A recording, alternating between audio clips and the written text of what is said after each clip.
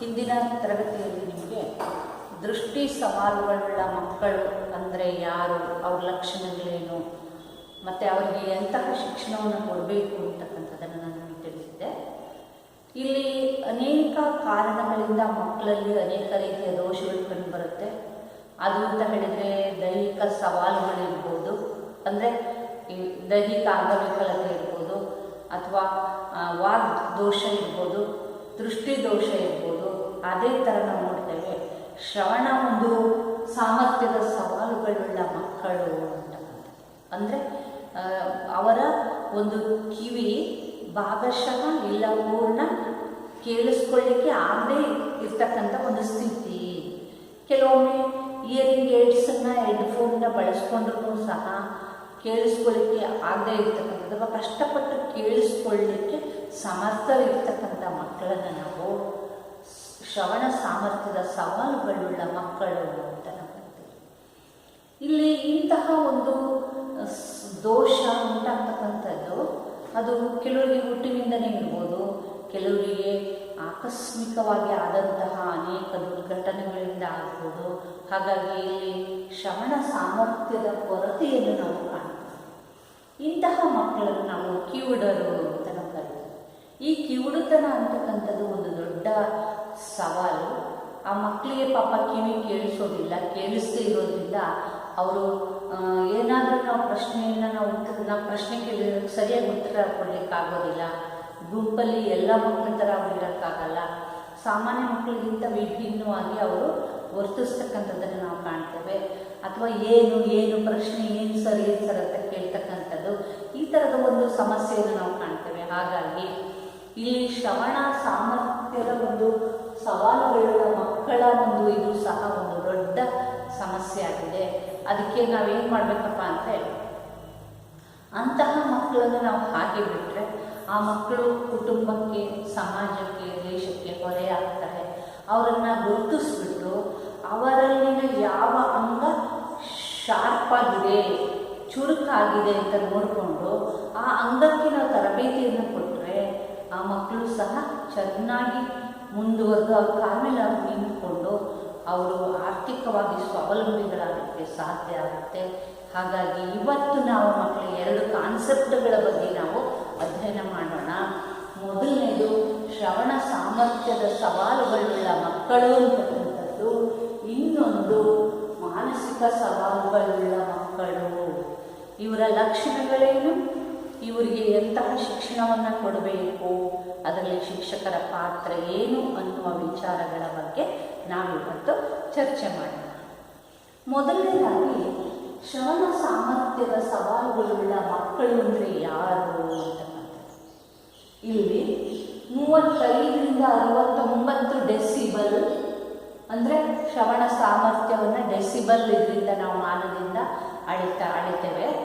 ಹಾಗಾಗಿ 35ರಿಂದ 69 ಡೆಸಿಬಲ್ ಶ್ರವಣ ಸಾಮರ್ಥ್ಯದ ಕೊರತೆ ಇದ್ದು ಶ್ರವಣ ಸಾಧನದ ಸಹಾಯದಿಂದಾಗಲಿ ಅಥವಾ ಕಿವಿಗಳ ಮೂಲಕ ಗ್ರಹಿಸಲು ಕ್ಷೀಣವಾದರೂ ಆಲಿಸಲು ಸಾಧ್ಯವಿರುವ ಮಕ್ಕಳನ್ನು ಶ್ರವಣ ಸಾಮರ್ಥ್ಯದ ಒಂದು ಸವಾಲುಗಳುಳ್ಳ ಮಕ್ಕಳು ಅಂತ ನಾವು ಕರಿತೀವಿ.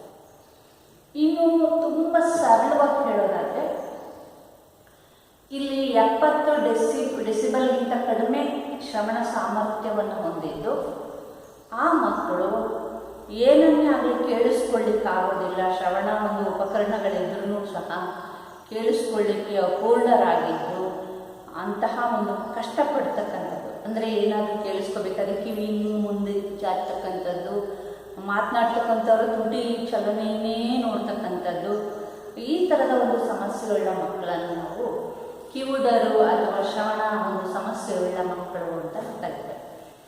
ಈ ಮಕ್ಕಳ ಲಕ್ಷಣಗಳೇನೇನಪ್ಪ ಅಂದರೆ ಮೊದಲನೇದಾಗಿ ಇವರಿಗೆ ಅವಧಾನ ತುಂಬ ಕಡಿಮೆ ಇರುತ್ತೆ. ಯಾಕೆ ಅಂತ ಹೇಳಿದರೆ ಅವರಿಗೆ ಕಿವಿ ಕೇಳಿಸದೇ ಇರೋದ್ರಿಂದ ವಿಷಯ ಸರಿಯಾಗಿ ಅವರಿಗೆ ಅರ್ಥ ಆಗಲ್ಲ. ಅದರಿಂದ ಅವ್ರಿಗೆ ತುಂಬ ಹೊತ್ತು ಅವರು ಹೇಳುವ ವಿಷಯದ ಕಡೆಗೆ ಅವರ ಗಮನವನ್ನು ಕೇಂದ್ರೀಕರಿಸಲಿಕ್ಕೆ ಕಷ್ಟ ಆಗುತ್ತೆ.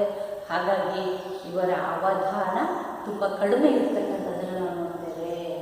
ನೆಕ್ಸ್ಟ್ 2ನೇ ಪಾಯಿಂಟ್ ಏನಪ್ಪ ಅಂದರೆ, ಬೇರೆಯವರು ಹೇಳ್ತಕ್ಕಂಥದ್ದು ಅಥವಾ ತರಗತಿಯಲ್ಲಿ ಶಿಕ್ಷಕರು ಕೇಳುವಂತಹ ಪ್ರಶ್ನೆಗಳು ಆ ಮಕ್ಕಳಿಗೆ ಕೇಳಿಸಲ್ಲ, ಅದು ಅರ್ಥ ಆಗಲ್ಲ. ಹಾಗಾಗಿ ಕೆಲವೊಮ್ಮೆ ಅಸಂಬದ್ಧ ಉತ್ತರ ಕೊಡ್ಬೋದು, ಅಥವಾ ಸರ್ ಏನು ಪ್ರಶ್ನೆ ಇನ್ನೊಂದು ಸರಿ ಹೇಳಿ ಸರ್ ಅಂದರೆ ಇನ್ನು ಕಿವಿ ಕೊಡ್ತಕ್ಕಂಥದ್ದು, ಅಥವಾ ಪಕ್ಕದಲ್ಲಿರೋ ಮಕ್ಕಳನ್ನು ಕೇಳ್ತಕ್ಕಂಥದ್ದು, ಈ ಥರದ್ದನ್ನು ನಾವು ನೋಡ್ತೇವೆ. ಹಾಗಾಗಿ ಈ ಶ್ರವಣ ಸಮಸ್ಯೆಯುಳ್ಳ ಮಕ್ಕಳು ಇಂತಹ ಸಮಸ್ಯೆಯನ್ನು ಎದುರಿಸ್ತಾರೆ.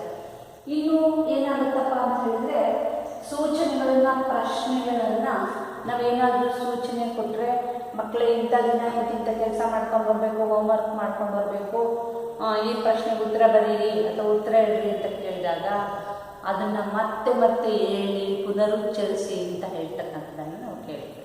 ಯಾಕೆ ಅಂತ ಹೇಳಿದ್ರೆ, ಆ ಮಕ್ಕಳಿಗೆ ಕಿವಿ ಸ್ಪಷ್ಟವಾಗಿ ಕೇಳಿಸೋದಿಲ್ಲ. ಕೇಳಿಸ್ದೇ ಇರೋದ್ರಿಂದ ಮಕ್ಕಳು ಏನು ಮಾಡ್ತವೆ ಅಂತ ಹೇಳಿದ್ರೆ, ಸರ್ ಇನ್ನೊಂದು ಸರಿ ಹೇಳಿ ಸರ್, ಅದನ್ನು ಉಚ್ಚಾರಣೆ ಮಾಡಿ ಅದೇನು ಪ್ರಶ್ನೆ ಹೇಳಿ ಅಂತ ಹೇಳ್ತಕ್ಕಂಥದ್ದನ್ನ ನೋಡ್ತೇವೆ. ಇನ್ನು ಚರ್ಚೆಯಲ್ಲಿ ಪಾಲ್ಗೊಳ್ಳೋದಿಲ್ಲ. ಏನಾದರೂ ಒಂದು ವಿಷಯದ ಬಗ್ಗೆ ನಾವು ಕ್ಲಾಸ್ ರೂಮಲ್ಲಿ ಡಿಸ್ಕಷನ್ ಮಾಡಬೇಕಾದ್ರೆ ಎಲ್ಲ ಮಕ್ಕಳು, ಬೇರೆ ಮಕ್ಕಳು ಚೆನ್ನಾಗಿ ಭಾಗವಹಿಸಿ ಆ ಪ್ರಶ್ನೆಗೆ ಉತ್ತರ ಹೇಳ್ತಾರೆ. ಏನಾದರೂ ತಪ್ಪಿದ್ರೆ ಸರ್ ಇಂಥ ತಪ್ಪಿದೆ ಅಂತ ಹೇಳಿ ತಕ್ಷಣವೇ ಹೇಳ್ತಾರೆ. ಆದರೆ ಈ ಮಕ್ಕಳು, ಶ್ರವಣ ದೋಷವುಳ್ಳ ಮಕ್ಕಳು ಏನು ಮಾಡ್ತಾರೆ ಅಂದರೆ, ಅವರಿಗೆ ಸಕ್ರಿಯವಾಗಿ ಚರ್ಚೆಯಲ್ಲಿ ಪಾಲ್ಗೊಳ್ಳಿಕ್ಕೆ ಆಗೋದಿಲ್ಲ. ಯಾಕೆ ಅಂದರೆ, ಶಿಕ್ಷಕರು ಕೇಳೋ ಪ್ರಶ್ನೆನೇ ಆಗಲಿ ಅಥವಾ ಬೇರೆಯವರು ಹೇಳೋ ವಿಷಯನೇ ಆಗಲಿ ಅವ್ರಿಗೆ ಬೇಗ ಅದು ಕೇಳಿಸ್ಕೊಡೋದಿಲ್ಲ. ಹಾಗಾಗಿ ಅವರು ಸಮಸ್ಯೆಯನ್ನು ಎದುರಿಸ್ತಕ್ಕಂಥದ್ದು. ಇನ್ನು ಏನಾದರೂ ವಿಷಯ ಹೇಳಿದಾಗ ಕಿವಿ ಹಿಂಗೆ ಮಾಡಿಬಿಟ್ಟು ಹಿಂಗೆ ಮುಂದಕ್ಕೆ ಚಾಚ್ಕೊಂಡು ಹಿಂಗೆ ದೃಷ್ಟಿ ಇಟ್ಕೊಂಡು ಕೇಳ್ತಕ್ಕಂಥದ್ದನ್ನು ಮಾಡ್ತಾರೆ. ಯಾಕೆ ಅಂದರೆ ಅವರಿಗೆ ಕೇಳಿಸೋದಿಲ್ವಲ್ಲ, ಅವಾಗ ಏನು ಮಾಡ್ತಾರೆ, ಮುಂದೆ ಬಾಗ್ಬಿಟ್ಟು ಕಿವಿಯನ್ನು ಹಿಂಗೆ ತಕ್ಕೊಂಡು ಅಥವಾ ಈಗ ಹಿಂಗೆ ಚಾಚ್ಕೊಂಡು ಏನು ಹೇಳ್ತಾ ಇದ್ದಾರೆ ಅನ್ನೋದನ್ನು ಕೇಳಿಸ್ತಕ್ಕಂಥದ್ದನ್ನು ಮಾಡ್ತೇವೆ. ಇದು ಸಹ ಇವರ ಒಂದು ಲಕ್ಷಣ. ಇನ್ನು ಕೆಲವೊಮ್ಮೆ ಏನಾಗುತ್ತಪ್ಪ ಅಂದರೆ, ಈ ಅವರಿಗೆ ಕಿವಿ ಕೇಳಿಸ್ತಾ ಇರೋದ್ರಿಂದ ಮಾತನಾಡ್ತಕ್ಕಂಥವ್ರ ತುಟಿ ಚಲನೆ, ಮುಖದ ಹಾವಭಾವ, ಇದನ್ನು ಗಮನಿಸ್ತಕ್ಕಂಥದ್ದು ತದೇಕ ಚಿತ್ತದಿಂದ ಎಲ್ಲರಿಗಿಂತ ವಿಶೇಷವಾಗಿ ಇದನ್ನು ತುಂಬ ಗಮನಿಸ್ತಕ್ಕಂಥದ್ದನ್ನು ನೋಡ್ತೇವೆ. ಈ ತುಟಿಗಳ ಚಲನೆಯ ಮೂಲಕ ಅವರು ಏನು ಹೇಳ್ತಾರೆ ಅಂತಕ್ಕಂಥದ್ದನ್ನು ಗ್ರಹಿಸ್ಕೊಳ್ಳಿಕ್ಕೋಸ್ಕರ ಆ ರೀತಿ ಮಾಡ್ತಕ್ಕಂಥದ್ದನ್ನು ನೋಡ್ತೇವೆ. ಇನ್ನು ಕಿವಿ ಹಿಂದೆ ಕೈ ಇಟ್ಟು ಬಾಗ್ತಕ್ಕಂಥದ್ದನ್ನು ನೋಡ್ತಾರೆ. ನಾನು ಹೇಳಿದೆ ಅವಾಗಲೇ ಏನು ಮಾಡ್ತಾರೆ, ಅವ್ರು ಕೇಳಿಸ್ತಾ ಇದ್ದಾಗ ಕಿವಿ ಹಿಂದೆ ಕೈ ಇಟ್ಕೊಂಡ್ಬಿಟ್ಟು ಹಿಂಗೆ ಒಂದೇ ಥರ ಕೇಳಿಸ್ಕೊಳ್ಳೋಕ್ಕೆ ಅವರು ಮುಂದಾಗ್ತಕ್ಕಂಥದ್ದನ್ನು ನಾವು ಗಮನಿಸ್ತೇವೆ. ಇನ್ನು ಇಲ್ಲಿ ಇಂತಹ ಮಕ್ಕಳಲ್ಲಿ ಸಾಮಾಜಿಕ ಹೊಂದಾಣಿಕೆ ಸ್ವಲ್ಪ ಕಷ್ಟದ ವಿಚಾರಣೆ. ಯಾಕೆ ಅಂತ ಹೇಳಿದರೆ, ಇವರಿಗೆ ಸ್ಪಂದಿಸಲಿಕ್ಕೆ ಕಷ್ಟ ಆಗುತ್ತೆ, ಯಾರೇನು ಹೇಳಿದರು ಅಂತ. ಆವಾಗ ಸರಿಯಾಗಿ ಕೇಳಿಸ್ದೇ ಇದ್ದಾಗ ಏನಾಗುತ್ತೆ ಅಂದರೆ, ಸಾಮಾಜಿಕವಾಗಿ ಹೊಂದಿಕೊಳ್ಳಲಿಕ್ಕೆ ಕಷ್ಟ ಆಗ್ತಕ್ಕಂಥದ್ದನ್ನು ನೋಡ್ತೇವೆ. ಹಾಗಾಗಿ ಈ ಒಂದು ಸಮಸ್ಯೆ ಉಳ್ಳಂತಹ ಮಕ್ಕಳು ಸಾಮಾಜಿಕ ಹೊಂದಾಣಿಕೆ ಇಲ್ಲದೇ ಇರತಕ್ಕಂಥದ್ದನ್ನು ನಾವು ಗಮನಿಸ್ತೇವೆ. ಇನ್ನು ಸೀಮಿತ ಶಬ್ದ ಸಂಪತ್ತು ಇರುತ್ತೆ. ತುಂಬ ಸರಳವಾದ ಭಾಷೆಯಲ್ಲಿ ಮಾತಾಡಲಿಕ್ಕೆ ಮಾತ್ರ ಇವ್ರಿಗೆ ಬರುತ್ತೆ. ಕಠಿಣವಾದ ಸಂಕೀರ್ಣವಾದ ಪದಗಳನ್ನು ಬಳಸಿ ಮಾತಾಡಲಿಕ್ಕೆ ಬರೋದಿಲ್ಲ. ಮತ್ತು ಶಬ್ದ ಭಂಡಾರನೂ ಸಹ ತುಂಬ ಕಡಿಮೆ ಇರುತ್ತೆ. ಕೆಲವೇ ಪದಗಳನ್ನು ಮಾತ್ರ ಬಳಸಿಕೊಂಡು ಇವರು ತಮ್ಮ ಅಭಿಪ್ರಾಯಗಳನ್ನು ಮಂಡಿಸ್ತಕ್ಕಂಥದ್ದನ್ನು ನಾವು ಕಾಣ್ತೇವೆ. ಇದು ಈ ಒಂದು ಶ್ರವಣ ಸಾಮರ್ಥ್ಯದ ಸವಾಲುಗಳುಳ್ಳ ಮಕ್ಕಳ ಲಕ್ಷಣಗಳು. ಮತ್ತು ಇಂತಹ ಮಕ್ಕಳಿಗೆ ಯಾವ ರೀತಿಯ ಶಿಕ್ಷಣವನ್ನು ಕೊಡಬೇಕು, ಶೈಕ್ಷಣಿಕ ಕ್ರಮಗಳೇನು ಅಂತಕ್ಕಂಥದ್ದನ್ನು ನೋಡ್ತಾ ಹೋದರೆ, ಮೊದಲನೇದೇನಪ್ಪ ಅಂದರೆ ಶಬ್ದವನ್ನು ಹೆಚ್ಚಿಸುವುದು ಮತ್ತು ಶ್ರವಣ ತರಬೇತಿಯನ್ನು ಕೊಡಬೇಕು. ಶಬ್ದ ಹೆಚ್ಚಿಸ್ತಕ್ಕಂಥದ್ದು ಅಂದರೆ ಹೇಳ್ತಕ್ಕಂಥ ವಿಷಯವನ್ನು ಸ್ವಲ್ಪ ಎತ್ತರದ ಧ್ವನಿಯಲ್ಲಿ ಹೇಳಬೇಕು, ಅಥವಾ ಮೈಕ್ ಇದ್ದರೆ ಜಾಸ್ತಿ ಮಾಡ್ತಕ್ಕಂಥದ್ದು. ಸೌಂಡ್ ಜಾಸ್ತಿ ಕೊಟ್ಟಾಗ ಏನಾಗುತ್ತೆ ಅಂದರೆ ಅವರಿಗೆ ಆ ವಿಷಯ ಕೇಳಿಸುತ್ತೆ, ತಲುಪುತ್ತೆ. ಆಗ ಅವರು ಅದಕ್ಕೆ ಪ್ರತಿಕ್ರಿಯೆ ಕೊಡಲಿಕ್ಕೆ ಸಾಧ್ಯ ಆಗುತ್ತೆ. ಈ ಒಂದು ಶಬ್ದ ಹೆಚ್ಚಿಸೋದ್ರ ಮೂಲಕ ಆ ಧ್ವನಿ ತರಂಗಗಳು ಅವ್ರ ಕಿವಿಗೆ ತಲುಪಿ ವಿಷಯವನ್ನು ಮೆದುಳಿಗೆ ತಲುಪಿಸೋದ್ರಲ್ಲಿ ಇವು ಸಹಾಯಕ ಆಗುತ್ತೆ. ಹಾಗಾಗಿ ಈ ಶಬ್ದವನ್ನು ಹೆಚ್ಚಿಸಬೇಕು. ಅದ್ರ ಜೊತೆಗೆ ಶ್ರವಣ ತರಬೇತಿಯನ್ನು ಕೊಡ್ತಕ್ಕಂಥದ್ದು. ಅಂದರೆ ಒಂದು ಕಿವಿ ತುಂಬ ಶಾರ್ಪಾಗಿರೋ ರೀತಿಯಲ್ಲಿ ಕೆಲವು ಎಕ್ಸಸೈಸನ್ನು ಅವ್ರಿಗೆ ಮಾಡಿಸೋದ್ರ ಮೂಲಕ ಯಾವ ರೀತಿ ವಿಷಯವನ್ನು ಬೇಗ ತಿಳ್ಕೋಬೇಕು ಅಂತ ಹೇಳ್ಬಿಟ್ಟು ಅದಕ್ಕೆ ತರಬೇತಿಯನ್ನು ಕೊಡ್ತಕ್ಕಂಥದ್ದನ್ನು ನಾವು ಕಾಣ್ಬೋದು. ಇನ್ನು ನೆಕ್ಸ್ಟ್ ಅಂತ ಹೇಳಿದ್ರೆ ಶ್ರವಣ ಸಾಧನವನ್ನು ಬಳಸ್ತಕ್ಕಂಥದ್ದು, ಇಯರಿಂಗ್ ಏಡ್ಸ್ ಅಂತ ನಾವು ಹೇಳ್ತೀವಿ. ಕಿವಿ ಹತ್ರ ಒಂದು ಮಿಷಿನ್ ಇಡ್ತಾರೆ, ಅದ್ರ ಮೂಲಕ ಆ ಮಕ್ಕಳಿಗೆ ಏನಾಗುತ್ತೆ ಅಂದರೆ ಮಾತನಾಡ್ತಕ್ಕಂಥ ವಿಷಯಗಳು, ಚರ್ಚಿಸ್ತಕ್ಕಂಥ ವಿಷಯಗಳು ಬೇಗ ಅವರಿಗೆ ಕೇಳಿಸುತ್ತೆ. ಅದ್ರ ಮೂಲಕ ಅವರು ಪ್ರತಿಕ್ರಿಯೆ ಕೊಡಲಿಕ್ಕೆ ಸಾಧ್ಯ ಆಗುತ್ತೆ. ಹಾಗಾಗಿ ಇಂತಹ ಶ್ರವಣ ದೋಷವುಳ್ಳ ಮಕ್ಕಳನ್ನು ಚಿಕ್ಕಂದಿನಿಂದಲೇ ಅವರಿಗೆ ENT ಸ್ಪೆಷಲಿಸ್ಟ್ ಹತ್ರ ತೋರಿಸ್ಬಿಟ್ಟು ಅವರಿಗೆ ಇಯರಿಂಗ್ ಏಡ್ಸ್ ಶ್ರವಣ ಸಾಧನವನ್ನು ಕೊಡಿಸ್ಬೇಕು. ಅದ್ರ ಮೂಲಕ ಏನಾಗುತ್ತೆ, ಆ ಮಗು ತಿಳ್ಕೊಂಡು ವಿಷಯವನ್ನು ಕೇಳಿಸ್ಕೊಂಡು ಪರಿಸ್ಥಿತಿಗೆ ತಕ್ಕಂತೆ ಹೊಂದ್ಕೊಳ್ಳಿಕ್ಕೆ ಇದು ಸಹಾಯಕ ಆಗುತ್ತೆ. ಹಾಗಾಗಿ ಈ ಶ್ರವಣ ಸಾಧನ ಅಂತಕ್ಕಂಥದ್ದು ಬಹಳ ಮುಖ್ಯವಾಗಿರ್ತದೆ. ಇನ್ನು ನೆಕ್ಸ್ಟ್ ಅಂತ ಹೇಳಿದ್ರೆ ಹೆಡ್ಫೋನನ್ನು ಬಳಸ್ತಕ್ಕಂಥದ್ದು. ಅಲ್ಲಿ ಕಿವಿಗೆ ಮೂಲಕ ಅದು ಫೋನ್ ಸಿಸ್ಟಮ್ ಇರುತ್ತೆ, ತುಂಬ ಚೆನ್ನಾಗಿ ಬೇಗ ಕೇಳಿಸುತ್ತೆ. ಅಂತಹ ಒಂದು ಹೆಡ್ಫೋನನ್ನು ವೈದ್ಯರ ಬಳಿ ಚೆಕಪ್ ಮಾಡಿಸಿ ಆ ಮಗುವಿಗೆ ಅದರ ಡೆಸಿಬಲ್ ಎಷ್ಟಿದೆ, ಯಾವ ರೀತಿಯ ಫೋನ್ ಕೊಡಿಸ್ಬೇಕು ಅಂತ ಹೇಳ್ಬಿಟ್ಟು ಅಂತಹ ಹೆಡ್ಫೋನ್ ಕೊಡಿಸೋದ್ರ ಮೂಲಕ ಆ ಮಗುವಿನ ಅದರ ಒಂದು ಶಿಕ್ಷಣವನ್ನು ಮುಂದುವರಿಸಲಿಕ್ಕೆ ಸಾಧ್ಯತೆ ಇದೆ. ಇನ್ನು ಶ್ರವಣ ಕಲಿಕೆ ಅಂತಕ್ಕಂಥದ್ದು ಇದು ಸಹ ಒಂದು ರೀತಿಯಾಗಿರ್ತಕ್ಕಂಥ ಕಲಿಕೆ. ಇಲ್ಲಿ ಸ್ಪೀಚ್ ಆ್ಯಂಡ್ ಹಿಯರಿಂಗಲ್ಲಿ ಏನು ಮಾಡ್ತಾರೆ, ಅದಕ್ಕೆ ಬೇರೆ ಶಾಲೆಗಳಿದೆ, ಮೈಸೂರಲ್ಲಿದೆ ಸ್ಪೀಚ್ ಆ್ಯಂಡ್ ಹಿಯರಿಂಗ್ ಅಂತಕ್ಕಂಥದ್ದು. ಅಲ್ಲಿ ಏನು ಮಾಡ್ತಾರೆ ಅಂದರೆ ಆ ಮಕ್ಕಳಿಗೆ ಪ್ರತಿಯೊಂದು ಶಬ್ದ ಇನ್ನೊಂದು ಶಬ್ದಕ್ಕಿರುವ ವ್ಯತ್ಯಾಸ ಏನು, ಹೋಲಿಕೆ ಏನು, ಯಾವ ರೀತಿ ಅವನು ಬಳಸಬೇಕು, ಆ ಶಬ್ದವನ್ನು ಹೇಗೆ ಪತ್ತೆ ಹಚ್ಚಬೇಕು, ಕಂಡುಹಿಡಿಬೇಕು ಅನ್ನೋದನ್ನು ಅವ್ರು ಏನು ಮಾಡ್ತಾರೆ ಅಂದರೆ ಈ ಒಂದು ತುಟಿಗಳ ಚಲನೆ ವಲನಗಳು ಮತ್ತು ಒಂದು ಮುಖದ ಬಾಡಿ ಲ್ಯಾಂಗ್ವೇಜ್ ಇದರ ಆಧಾರದ ಮೇಲೆ ಅವರಿಗೆ ಒಂದು ಈ ರೀತಿಯಾಗಿರ್ತಕ್ಕಂಥ ಒಂದು ಶ್ರವಣ ಕಲಿಕೆಯನ್ನು ಕೊಡ್ತಕ್ಕಂಥದ್ದನ್ನು ನಾವು ಟ್ರೈನಿಂಗ್ ಕೊಟ್ಟು ಅದರಲ್ಲಿ ತರಬೇತಿಯನ್ನು ಕೊಟ್ಬಿಟ್ಟು ಮಗು ವಿಷಯವನ್ನು ತಿಳ್ಕೊಳ್ಳೋ ಹಾಗೆ ಮಾಡ್ತಾರೆ. ಇನ್ನು ವಾಚನ ಅಂತಕ್ಕಂಥದ್ದು. ಇಲ್ಲಿ ವಾಚನ ಅಂತ ಹೇಳಿದ್ರೆ ನಾವು ಅಲ್ಲಿ ಮಕ್ಕಳಿಗೆ ಏನು ಮಾಡ್ತಾರೆ, ಕೆಲವು ಆಕ್ಷನ್ ಮೂಲಕ ಅದು ಏನು ಮಾಡುತ್ತೆ ಅಂತ ಹೇಳಿದ್ರೆ ವಿಷಯವನ್ನು ಈ ಥರ ಎಲ್ಲ ಮೊದಲು ಟಿವಿನಲ್ಲಿ ಬರ್ತಾ ಇತ್ತು ಈ ಥರದೆಲ್ಲ ಡಫ್ ಆ್ಯಂಡ್ ಬ್ಲೈಂಡ್ ಮಕ್ಕಳಿಗೆ ಅವರ ಒಂದು ಈ ತುಟಿ ಕೈ ಭಾವ ಇದ್ರ ಮೂಲಕ ಅವರಿಗೆ ವಿಷಯ ನ್ಯೂಸ್ ತಿಳಿಸ್ತಕ್ಕಂತಹ ಒಂದಿದೆ. ಇಂತಹ ಮಕ್ಕಳಿಗೆ ವಾಚನವನ್ನು ಮಾಡಿಸ್ಬೇಕು. ಅದಕ್ಕೆ ಏನು ಮಾಡಬೇಕಪ್ಪ ಅಂದರೆ ಮುಖದ ಹಾವಭಾವಗಳು ಮತ್ತು ಒಂದು ಬಾಡಿ ಲ್ಯಾಂಗ್ವೇಜ್ ಏನಿರುತ್ತಲ್ಲ ಅದರ ಆಧಾರದ ಮೇಲೆ ಪ್ರತಿಯೊಂದು ಶಬ್ದವನ್ನು ಯಾವ ರೀತಿ ಉಚ್ಚಾರಣೆ ಮಾಡಬೇಕು, ಅದನ್ನು ಹೇಗೆ ನಾವು ಗಮನಿಸಬೇಕು ಅಂತಕ್ಕಂಥದ್ದನ್ನು ಇಲ್ಲಿ ಟ್ರೈನಿಂಗ್ ಕೊಡ್ತಾರೆ. ಹಾಗಾಗಿ ಇದು ಸಹ ಒಂದು ಮುಖ್ಯವಾಗಿರ್ತಕ್ಕಂಥ ಒಂದು ವಿಶೇಷವಾಗಿರ್ತಕ್ಕಂಥ ಕ್ರಮ. ಇನ್ನು ನೆಕ್ಸ್ಟ್ ಅಂತ ಹೇಳಿದರೆ ತರಗತಿಯ ವ್ಯವಸ್ಥೆ ಮಾಡ್ತಕ್ಕಂಥದ್ದು. ಇಲ್ಲಿ ತರಗತಿಯ ವ್ಯವಸ್ಥೆ ಮಾಡಬೇಕು ಅಂದರೆ ವಿಶೇಷವಾಗಿ ತರಗತಿಯಲ್ಲಿ ಕೇಳಿಸದೇ ಇರ್ತಕ್ಕಂಥ ಮಕ್ಕಳನ್ನು, ಕಿವುಡ ಮಕ್ಕಳನ್ನು ಆದಷ್ಟು ಮುಂದಿನ ಬೆಂಚಲ್ಲಿ ಕೂರಿಸ್ಕೋಬೇಕು. ಮುಂದಿನ ಬೆಂಚಲ್ಲಿ ಕೂರಿಸ್ಕೊಂಡು ಶಿಕ್ಷಕರು ಅವ್ರನ್ನ ವಿಶೇಷವಾಗಿ ಗಮನಿಸಬೇಕು. ಅವರಿಗೆ ಸ್ಪೀಚ್ ಆ್ಯಂಡ್ ಅವರಿಗೆ ಒಂದು ಇಯರಿಂಗ್ ಏಡ್ಸ್ ಕೊಡಿಸೋದ್ರ ಮೂಲಕ, ಹೆಡ್ಫೋನ್ ಕೊಡಿಸೋದ್ರ ಮೂಲಕ ಅವರಿಗೆ ವಿಶೇಷ ತರಬೇತಿಗಳನ್ನು ಕೊಡಿಸಿ ಮುಂದಿನ ಸಾಲನ್ನು ಕೂರಿಸ್ಕೊಂಡು ಎತ್ತರದ ಧ್ವನಿಯಲ್ಲಿ ಶಿಕ್ಷಕ ಪಾಠ ಮಾಡಬೇಕು. ಮತ್ತು ಅಂತಹ ಮಕ್ಕಳ ಎದುರುಗಡೆ ಪಾಠ ಮಾಡಬೇಕಾದ್ರೆ ನೇರಾಗಿ face to face, eye to eye ಕಾಂಟ್ಯಾಕ್ಟನ್ನು ಶಿಕ್ಷಕ ಇಲ್ಲಿ ಮಾಡಬೇಕಾಗುತ್ತೆ. ಏಕೆಂದರೆ ಆ ಶಿಕ್ಷಕ ಮಾತನಾಡುವ ತುಟಿಗಳ ಚಲನೆಯ ಆಧಾರದ ಮೇಲೆ ಮಕ್ಕಳು ಆ ಒಂದು ವಿಷಯವನ್ನು ಅರ್ಥ ಮಾಡ್ಕೊಳ್ಳೋಕ್ಕೆ ಸಾಧ್ಯ ಆಗುತ್ತೆ. ಹಾಗಾಗಿ ಮುಖದ ಹತ್ರ ಈ ಬುಕ್ ಇಟ್ಕೊಂಡು ಮುಚ್ಕೊಳ್ಳೋದೇ ಆಗಲಿ ಅಥವಾ ಇನ್ನೇನು ಇಟ್ಕೊಂಡು ಪಾಠ ಮಾಡೋದು ಮಾಡಿದ್ರೆ ನೇರವಾಗಿ ಮಕ್ಕಳ ಎದುರುಗಡೆ ಕಾಣೋ ಹಾಗೆ ಫೇಸ್ ಟು ಫೇಸ್ ಮುಖಾಮುಖಿಯಾಗಿ ಮತ್ತು ಕಣ್ಣನ್ನು ನೇರವಾಗಿ ಅವ್ರ ಮುಖನೇ ನೋಡ್ತಾ ಪಾಠ ಮಾಡೋದ್ರಿಂದ ಮಕ್ಕಳಿಗೆ ವಿಷಯವನ್ನು ತಿಳ್ಕೊಳ್ಳೋಕ್ಕೆ ಸಾಧ್ಯ ಆಗುತ್ತೆ. ಹಾಗಾಗಿ ಇಂತಹ ಒಂದು ವ್ಯವಸ್ಥೆಯನ್ನು ಕೈಗೊಳ್ಳೋದ್ರ ಮೂಲಕ ಶಿಕ್ಷಣವನ್ನು ನೀಡಬೇಕು. ಇನ್ನು ಶಿಕ್ಷಕರ ಪಾತ್ರ ಬಹಳ ಮುಖ್ಯ. ಏಕೆಂದರೆ ಶಿಕ್ಷಕ ಮಕ್ಕಳ ಮಾರ್ಗದರ್ಶಕ. ಶಿಕ್ಷಕ ಯಾವ ರೀತಿ ಪ್ರೀತಿ ವಾತ್ಸಲ್ಯ ಮಮತೆಯಿಂದ ಮಕ್ಕಳನ್ನು ನೋಡ್ಕೊಳ್ತಾರೆ, ಆ ರೀತಿ ಮಕ್ಕಳು ಏನು ಮಾಡ್ತಾರೆ ಅಂತ ಹೇಳಿದರೆ ಒಂದು ಒಳ್ಳೆಯ ರೀತಿಯಲ್ಲಿ ಕಲಿಯಲಿಕ್ಕೆ ಸಾಧ್ಯ ಆಗುತ್ತೆ. ಹಾಗಾಗಿ ಇಲ್ಲಿ ಶಿಕ್ಷಕ ಬಹಳ ತುಂಬ ಜವಾಬ್ದಾರಿಯನ್ನು ವಹಿಸಿ ಮಕ್ಕಳ ಜೊತೆಗೆ ಇಂಟ್ರಾಕ್ಷನ್ ಮಾಡಬೇಕಾಗುತ್ತೆ.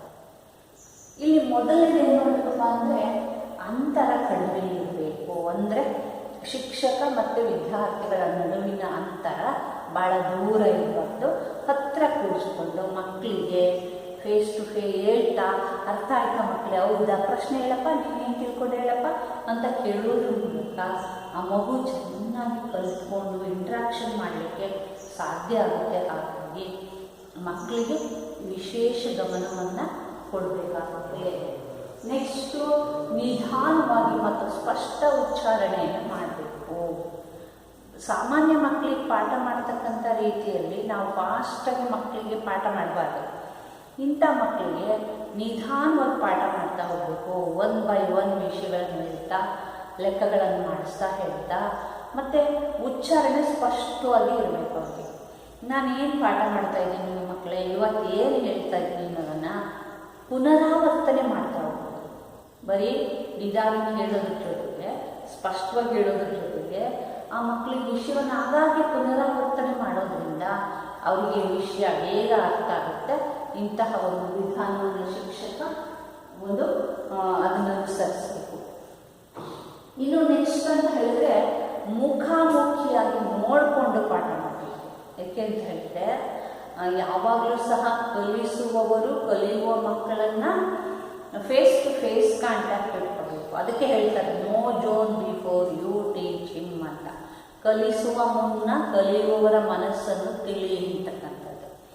ಇಲ್ಲಿ ಶಿಕ್ಷಕ ಏನು ಮಾಡಬೇಕಪ್ಪ ಅಂದರೆ ತಾನು ಪಾಠ ಮಾಡಿರುವಂತಹ ಸ್ಥಿತಿಯಲ್ಲಿ ಅಂತಹ ಮಕ್ಕಳನ್ನು ನೋಡಿಕೊಂಡು ಅವರಿಗೆ ಮುಖಾಮುಖಿ ನೋಡ್ಕೊಂಡು ಅವ್ರಿಗೆ ಹೇಳ್ತಾ ಹೋಗ್ಬೇಕು ವಿಷಯವನ್ನು. ಆಗಿದ್ದಾಗ ಏನಾಗುತ್ತೆ ಅಂದರೆ ಆ ಮಕ್ಕಳು ಕಲಿಯಲಿಕ್ಕೆ ಸಾಧ್ಯ ಆಗುತ್ತೆ. ಹಾಗಾಗಿ ಇಲ್ಲಿ ಕಣ್ಣಲ್ಲಿ ಕಣ್ಣಿಟ್ಟು ಮುಖಾಮುಖಿಯಾಗಿ ಸ್ಪಷ್ಟ ಉಚ್ಚಾರಣೆಯನ್ನು ಮಾಡೋದ್ರ ಮೂಲಕ ಆ ಮಕ್ಕಳ ಮುಖನೇ ನೋಡ್ಕೊಂಡು ಪಾಠ ಮಾಡಿದರೆ ಅವ್ರು ಹೇಳ್ತಕ್ಕಂಥ ಉತ್ತರಕ್ಕೆ very good, keep it up, ತುಂಬ ಜಾಣ, ತುಂಬ ಇಂಪ್ರೂವ್ ಆಗಿದೆಯಾ ಅಂತ ಹೇಳ್ತಾ ಹೋಗುತ್ತೆ. ಆ ಮಕ್ಕಳು ಇನ್ನೂ ಹೆಚ್ಚು ಕಲೀಲಿಕ್ಕೆ ಆಸಕ್ತಿ ಅವ್ರಿಗೆ ಬರುತ್ತೆ. ಇನ್ನು ನೆಕ್ಸ್ಟ್ ಅಂತ ಹೇಳಿದ್ರೆ ದೃಶ್ಯ ಸಾಧನಗಳನ್ನು ಬಳಸ್ತಕ್ಕಂಥ ಅಂತಹ ಮಕ್ಕಳಿಗೆ ಟೀಚಿಂಗ್ ಹೇಳ್ಸಕ್ಕೆ ಕೆಲವು ಮ್ಯಾಪ್ಸ್, ಚಾರ್ಟ್ಸ್, ಗ್ಲೋಬ್ಸ್, ಪಿಕ್ಚರ್ಸ್ ಈ ಥರದ್ದು ಕೆಲವು ಇದನ್ನು ಬಳಸೋದ್ರಿಂದ ಏನಾಗುತ್ತೆ ಅಂದರೆ, ಅಥವಾ ಸ್ಮಾರ್ಟ್ ಕ್ಲಾಸ್ ಅಂತ ಕ್ಲಾಸ್ಗಳಲ್ಲಿ ಪಾಯಿಂಟ್ಸನ್ನು ಬರೀತಾ ಅದನ್ನೇ ಆಗ್ತಾ ಹೋದ್ಮೇಲೆ ಸ್ಕ್ರೀನ್ ಮೇಲೆ ಅವೆಲ್ಲ ಬರ್ತಾ ಇದ್ರೆ ಏನಾಗುತ್ತೆ ಅಂದರೆ ಮಕ್ಕಳು ಚೆನ್ನಾಗಿ ಅವನ್ನ ನೋಡಿ ತಿಳ್ಕೊಳ್ಳೋಕ್ಕೆ ಸಾಧ್ಯ ಆಗುತ್ತೆ. ಅದಕ್ಕೆ ಇಲ್ಲಿ ದೃಶ್ಯೋಪಕರಣಗಳನ್ನು ಬಳಸಬೇಕು. ಅದ್ರ ಮೂಲಕ ಮಗುವಿನ ಶಿಕ್ಷಣವನ್ನು ಇಂಪ್ರೂವ್ ಮಾಡಬೇಕು. ನೆಕ್ಸ್ಟು ಡಿಕ್ಟೇಷನ್ ಮಾಡ್ತಕ್ಕಂಥದ್ದು ಇರ್ಬೋದು, ನೋಟ್ಸ್ ಬರೆಸ್ತಕ್ಕಂಥದ್ದು ಇರ್ಬೋದು. ಇಂಥ ಸಮಯದಲ್ಲಿ ಆ ಮಗುವಿಗೆ ಬರ್ಕೊಳ್ಳೋಕ್ಕಾಗೋದಿಲ್ಲ ಕೆಲವೊಮ್ಮೆ. ಆವಾಗ ಏನು ಮಾಡಬೇಕಂದ್ರೆ ಶಿಕ್ಷಕ ಪಕ್ಕದಲ್ಲಿ ಇರ್ತಕ್ಕಂಥ ಹುಡುಗರನ್ನ, ಪಕ್ಕದಲ್ಲಿ ಬೇರೆ ಜಾಣ ಮಕ್ಕಳನ್ನು ಕೂರಿಸ್ಬೇಕಾಗತ್ತೆ. ಅಂಥ ಮಕ್ಕಳ ಪಕ್ಕ ಆ ಮಗುವಿಂದ ನೋಡ್ಕೊಂಡು ನೀನು ಬರೀಯಪ್ಪ ಅಂತ ಹೇಳ್ಬಿಟ್ಟು ಅದನ್ನು ನೋಡ್ಕೊಂಡು ಬರೀಲಿಕ್ಕೆ ಆ ಮಗುವಿಗೆ ಅವಕಾಶವನ್ನು ಕೊಟ್ಟಾಗ ಏನಾಗುತ್ತೆ ಅಂದರೆ ಆ ಮಗು ಚೆನ್ನಾಗಿ ಕಲಿತ್ಕೊಳ್ಳೋಕ್ಕೆ ಸಾಧ್ಯ ಆಗುತ್ತೆ. ಇನ್ನು ನೆಕ್ಸ್ಟ್ ಅಂತ ಹೇಳಿದರೆ ಆ ಮಕ್ಕಳು ಮಾಡ್ತಕ್ಕಂಥ ಸ್ವತಂತ್ರ ಚಟುವಟಿಕೆಗಳಿಗೆ ಉತ್ತೇಜನ ಕೊಡಬೇಕು.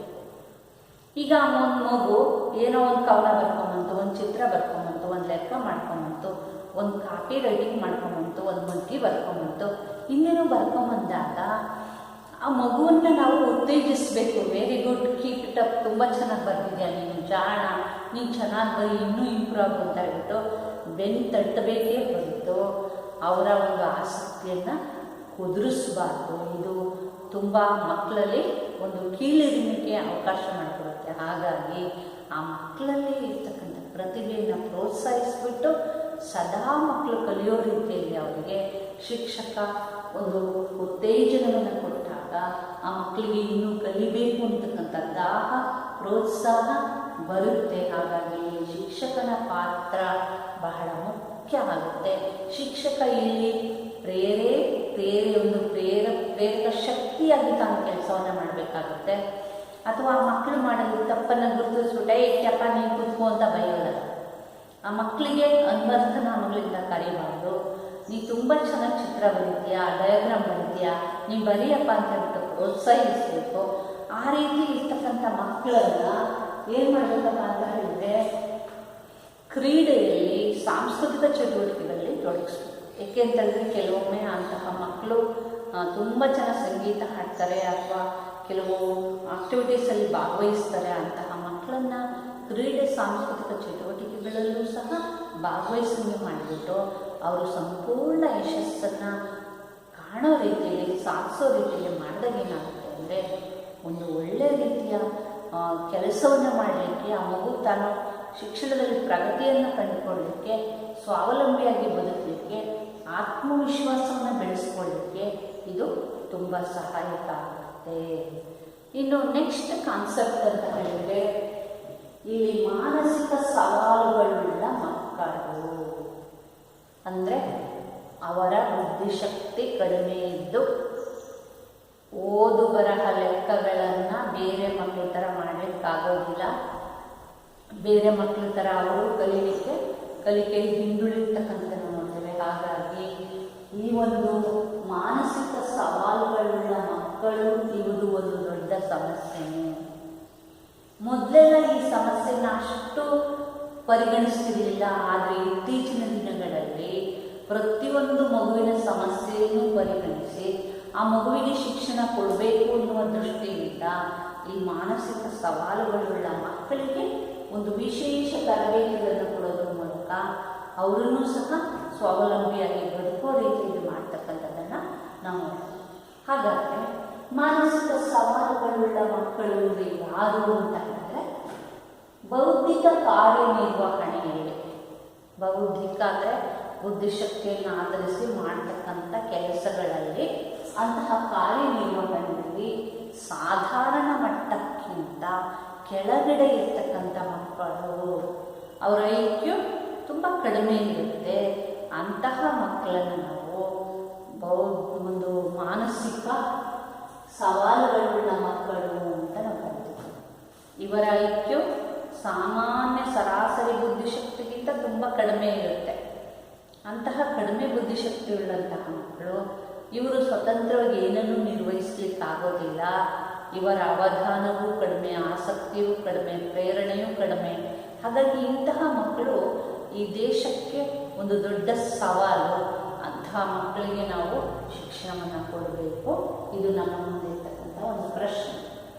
ಇಂತಹ ಬೌದ್ಧಿಕ ಮಾನಸಿಕ ಸವಾಲುಗಳುಳ್ಳ ಮಕ್ಕಳನ್ನು ಮುಖ್ಯವಾಗಿ ನಾವು 3 ಭಾಗಗಳಾಗಿ ವಿಭಾಗಿಸ್ತೀವಿ. ಅವರ ಬುದ್ಧಿಶಕ್ತಿಯ ಆಧಾರದ ಮೇಲೆ ಮಾನಸಿಕ ಸವಾಲುಗಳುಳ್ಳ ಮಕ್ಕಳನ್ನು 3 ರೀತಿಯಾಗಿ ವರ್ಗೀಕರಿಸ್ತೀವಿ. ಅದು ಅಂತ ಹೇಳಿದ್ರೆ 25 IQಗಿಂತ ಕಡಿಮೆ ಇರ್ತಕ್ಕಂಥವ್ರು. 25 IQ ಅಂದರೆ ತುಂಬ ಕಡಿಮೆ ಬುದ್ಧಿಶಕ್ತಿ ಉಳ್ಳಂಥವರು. ಇವರನ್ನು ಆಶ್ರಿತ ಅಥವಾ ತರಬೇತಿ ಅಸಾಧ್ಯ ಮಾನಸಿಕ ನ್ಯೂನತೆ ಉಳ್ಳವರು ಅಂತ ಕರೀತಾರೆ. 25ಕ್ಕಿಂತ ಕಡಿಮೆ ಇರೋದ್ರಿಂದ ಇವ್ರಿಗೆ ಅಂಥ ಟ್ರೈನಿಂಗ್ ಕೊಟ್ಟರು ಅದೇನು ಕಲಿಯೋಕ್ಕಾಗಲ್ಲ. ಅಂತಹ ತುಂಬ ದೊಡ್ಡ ಮಕ್ಕಳು, ಶತದಡ್ಡರು ಅಂತ ನಾವು ಹೇಳ್ತೀವಿ. ಇಡಿಯಟ್, ಇಂಬಸೈಲ್ಸ್ ಅಂತ ವರ್ಗೀಕರಣ ಮಾಡ್ತಾರೆ, ಬುದ್ಧಿಶಕ್ತಿ ವರ್ಗೀಕರಿಸುವರು. ಅಂತಹ ತುಂಬ ಕಡಿಮೆ 25ಕ್ಕಿಂತ ಕಡಿಮೆ ಇರ್ತಕ್ಕಂಥವ್ರು ಇವ್ರು ಯಾವಾಗಲೂ ಬೇರೆಯವ್ರನ್ನ ಆಶ್ರಯಿಸಿರ್ತಾರೆ. ಅವ್ರ ಸ್ವಂತ ಏನೂ ಮಾಡೋಕ್ಕಾಗಲ್ಲ. ನೀವು ಎಂಥ ಟ್ರೈನಿಂಗ್ ಕೊಟ್ಟರು ಅವ್ರಿಗೆ ಏನು ಓದು ಬರಹ ಲೆಕ್ಕ ಏನು ಕಲಿಸ್ಲಿಕ್ಕಾಗಲ್ಲ ಅಂತ ಮಕ್ಕಳು. ಇನ್ನು ನೆಕ್ಸ್ಟು 26ರಿಂದ 50 IQ ಇರ್ತಕ್ಕಂಥ ಮಕ್ಕಳು ತರಬೇತಿ ಪಡೆಯಬಲ್ಲ ಮಾನಸಿಕ ನ್ಯೂನತೆಯುಳ್ಳ ಮಕ್ಕಳು. ಇವರಿಗೆ ಸ್ವಲ್ಪ ಟ್ರೈನಿಂಗ್ ಕೊಟ್ಟರೆ, ಶಿಕ್ಷಣ ಕೊಟ್ಟರೆ ಏನಾದರೂ ಒಂದು ಸ್ವಲ್ಪ ಕೆಲಸ ಮಾಡ್ಬೋದು, ಏನಾದರೂ ಒಂದು ಉದ್ಯೋಗ ಇಟ್ಕೊಂಡು ಜೀವನ ಮಾಡ್ಬೋದು. ಆ ತರಹದ ಒಂದು ಮಕ್ಕಳು.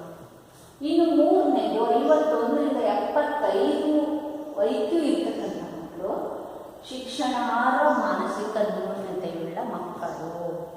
ಇವರಿಗೆ ಶಿಕ್ಷಣವನ್ನು ಕೊಟ್ಟರೆ, ಇವ್ರಿಗೆ ಟ್ರೈನಿಂಗ್ ಕೊಟ್ಟರೆ ಇವರು ಒಂದು ಯಾವುದಾದ್ರೂ ಕೆಲಸಕ್ಕೆ ಹೋಗ್ಲಿಕ್ಕೆ ಸಾಧ್ಯತೆ ಇದೆ. ಅಂತಹ ಮಕ್ಕಳು ಸರಾಸರಿಗಿಂತ ಸ್ವಲ್ಪ ಕೆಳಗಡೆ ಇರ್ತಕ್ಕಂಥ ಮಕ್ಕಳು.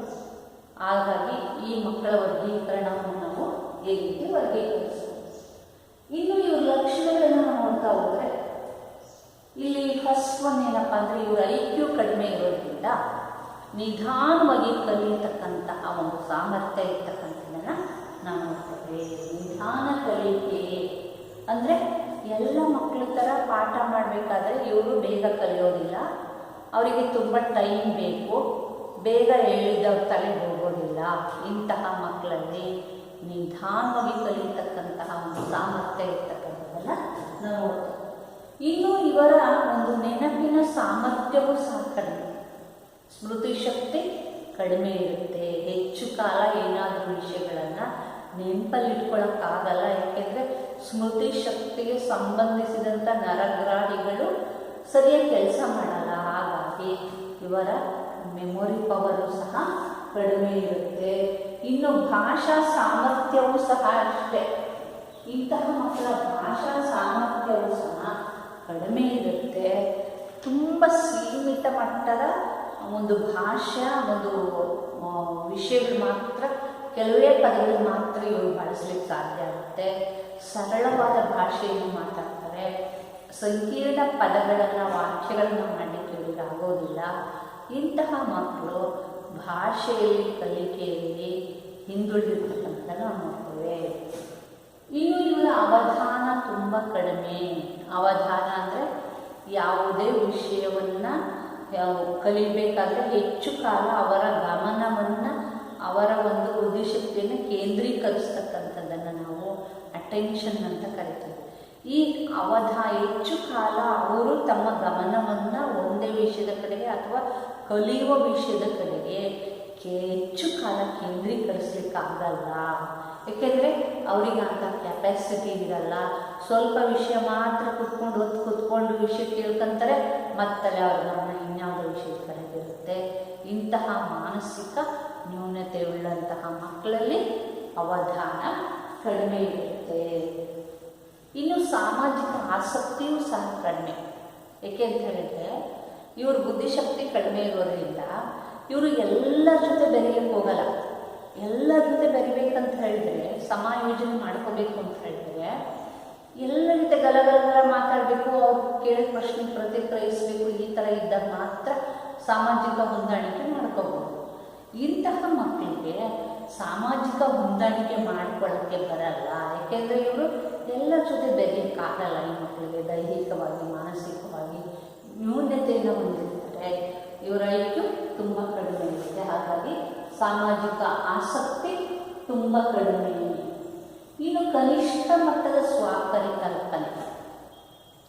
ಸ್ವಪರಿಕಲ್ಪನೆ ಅಂದರೆ ನಮ್ಮ ಸಾಮರ್ಥ್ಯದ ಬಗ್ಗೆ, ನಮ್ಮ ಒಂದು ಬುದ್ಧಿಶಕ್ತಿ, ನಮ್ಮ ಅನೇಕ ಒಂದು ಜಾಣ್ಮೆ ಕೌಶಲ್ಯ ಎಲ್ಲದರ ಬಗ್ಗೆ, ನಮ್ಮ ವ್ಯಕ್ತಿತ್ವದ ಬಗ್ಗೆ ನಾವು ಹೊಂದಿರತಕ್ಕಂಥ ಒಂದು ಮನಸ್ಸಿನ ಭಾವನೆ, ಅದು ತುಂಬ ಮುಖ್ಯ ನಮಗೆ. ಏಕೆ ಅಂತ ಹೇಳಿದರೆ ನಮ್ಮ ಬಗ್ಗೆ ನಾವು ಧನಾತ್ಮಕವಾದ ಒಂದು ಗೌರವ ಭಾವನೆಯನ್ನು ನಾವು ಇಟ್ಕೋಬೇಕು. ಸೆಲ್ಫ್ ಒಂದು ಅವೇರ್ನೆಸ್ ಇರಬೇಕು.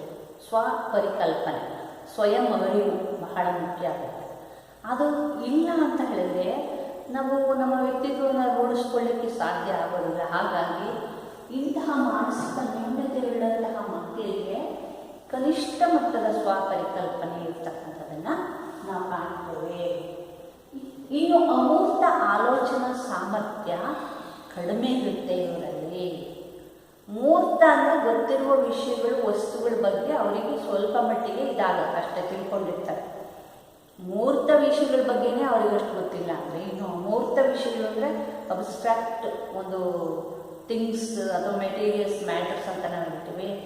ಗೊತ್ತಿಲ್ಲದೆ ಇರ್ತಕ್ಕಂಥ ವಿಷಯಗಳ ಬಗ್ಗೆ ಅವ್ರು ಕಲ್ಪಿಸ್ಕೊಳ್ಳಿಕ್ಕೆ, ಊಹಿಸ್ಕೊಳ್ಳಿಕ್ಕೆ ಅದು ತುಂಬ ಕಷ್ಟ ಆಗುತ್ತೆ. ಏಕೆಂದರೆ ಅವರ ಬುದ್ಧಿಶಕ್ತಿ ಕಡಿಮೆ ಮಟ್ಟದಲ್ಲಿರುತ್ತೆ. ಹಾಗಾಗಿ ಇವರ ಅಮೂರ್ತ ಒಂದು ಚಿಂತನ ಸಾಮರ್ಥ್ಯ ಬಹಳ ಕೆಳಮಟ್ಟದಲ್ಲಿ ಇರ್ತಕ್ಕಂಥದ್ದು ನಾವು ಕಾಣ್ತೇವೆ. ಇನ್ನು ವೈಯಕ್ತಿಕ ಮತ್ತು ಸಾಮೂಹಿಕವಾಗಿರ್ತಕ್ಕಂಥ ಸಮಸ್ಯೆಗಳಿಂದ ಬಗೆಹರಿಸಲಿಕ್ಕೆ ಇವರು ಅಸಮರ್ಥರಾಗಿರ್ತಾರೆ. ಯಾಕೆ ಅಂತ ಹೇಳಿದರೆ ಅವರ ಬುದ್ಧಿಶಕ್ತಿ ಕಡಿಮೆ ಇರೋದ್ರಿಂದ ಅವರು ವೈಯಕ್ತಿಕ ಸಮಸ್ಯೆಗಳ ಬಗ್ಗೆನೇ ಅವರಿಗೆ ಬರೋದಿಲ್ಲ. ಇನ್ನು ಸಾಮಾಜಿಕ ಸಮಸ್ಯೆಗಳ ಪ್ರಶ್ನೆನೇ ಬರಲ್ಲ. ಯಾಕೆ ಅಂತ ಹೇಳಿದರೆ ಅವರಿಗೆ ವೈಯಕ್ತಿಕವಾಗಿ ಮೊದಲು ಅವರ ಆರೋಗ್ಯ, ಅವರ ವಿಚಾರ, ಚಿಂತನೆ ಇವೆಲ್ಲವೂ ಮುಖ್ಯ ಆಗುತ್ತೆ. ಅದೇನೇ ಇಲ್ಲ ಅಂತ ಆದಾಗ ಇನ್ನು ಸಾಮಾಜಿಕವಾಗಿ ಅನೇಕ ರೀತಿಯ ಸಮಸ್ಯೆಗಳನ್ನು ನೋಡ್ತೀವಿ. ಅವನ್ನ ಬಗೆಹರಿಸಲಿಕ್ಕೆ ಅವರಿಂದ ಆಗೋದಿಲ್ಲ. ಹಾಗಾಗಿ ಇದು ಸಾಮಾಜಿಕವಾಗಿರ್ತಕ್ಕಂಥ ಒಂದು ದೊಡ್ಡ ಸಮಸ್ಯೆ ಅಂತ ನಾವು ಇದನ್ನು ಪರಿಗಣಿಸ್ಬೋದು. ಇನ್ನು ನೆಕ್ಸ್ಟ್ ಅಂತ ಹೇಳಿದ್ರೆ ಸಂವಹನ ಸಾಮರ್ಥ್ಯವೂ ಸಹ ಜಾಸ್ತಿ ಇರೋದ್ರಿಂದ ಈ ಕಮ್ಯುನಿಕೇಷನ್ ಸ್ಕಿಲ್ ಅಂತ ನಾವು ಹೇಳ್ತೀವಲ್ಲ, ಅದು ತುಂಬ ಕಡಿಮೆ ಮಟ್ಟದಲ್ಲಿರುತ್ತೆ. ಯಾವುದೇ ಒಂದು ಗುಂಪು ಇರ್ಬೋದು, 4 ಜನ ಅಥವಾ 5 ಕೂತಿದ್ದಾಗ ಸಮರ್ಥವಾಗಿ ಅವರು ತಮ್ಮ ಭಾವನೆಗಳನ್ನು, ಅಭಿಪ್ರಾಯಗಳನ್ನು ವ್ಯಕ್ತಪಡಿಸಲಿಕ್ಕೆ ಇವ್ರ ಕೈಲಿ ಆಗೋದಿಲ್ಲ. ಹಾಗಾಗಿ ಒಂದು ಇವರಲ್ಲಿ ಕಮ್ಯುನಿಕೇಷನ್, ಸಂಪರ್ಕ, ಸಂವಹನ ಮಾಡ್ತಕ್ಕಂತಹ ಒಂದು ಕೌಶಲ್ಯ ತುಂಬ ಕಡಿಮೆ ಇರುತ್ತೆ. ಹಾಗಾಗಿ ಇಂತಹ ಮಕ್ಕಳು ಸಹ ಒಂದು ದೊಡ್ಡ ಸವಾಲು. ಹಾಗಾದರೆ ಇಂತಹ ಮಕ್ಕಳಿಗೆ ಏನು ಶಿಕ್ಷಣ ಕೊಡಬೇಕು ನಾವು ಅಂತಕ್ಕಂಥದ್ದು ಬಹಳ ದೊಡ್ಡ ವಿಷಯ. ಯಾಕೆ ಅಂತ ಹೇಳಿದ್ರೆ, ಮೊದಲು ಇಂತಹ ಮಕ್ಕಳಲ್ಲಿ ಬುದ್ಧಿ ಚುರುಕಾಗುವ ರೀತಿಯಲ್ಲಿ ಒಂದು ತರಬೇತಿಯನ್ನು ನಾವು ಕೊಡಬೇಕು. ಬೌದ್ಧಿಕ ಬೆಳವಣಿಗೆ ಚುರುಕಾಗುವ, ಬುದ್ಧಿಶಕ್ತಿ ಚುರುಕಾಗುವ ರೀತಿಯಲ್ಲಿ ಒಂದು ತರಬೇತಿಯನ್ನು ಕೊಡಬೇಕು. ಅದಕ್ಕೆ ಸಂಬಂಧಿಸಿದಂತೆ ಶಿಕ್ಷಕ ತುಂಬ ಚತುರನಾಗಿರಬೇಕು.